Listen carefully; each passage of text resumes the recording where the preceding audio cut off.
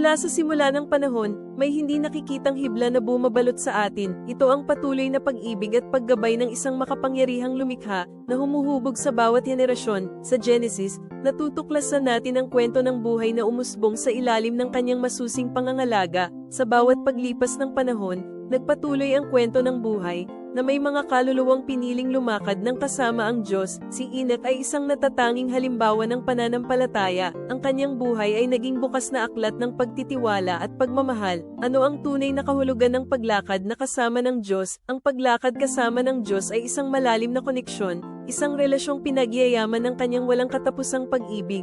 Tulad ni Enoch, na kinuha ng Diyos dahil sa kanyang tapat na paglalakbay, tayo rin ay tinatawagan upang maranasan ang kakaibang pagmamahal na ito. Sinasabi sa Genesis Kapitulo 5, 24, si Enoch ay lumakad na kasama ng Diyos, at pagkatapos ay nawala sapagkat kinuha siya ng Diyos.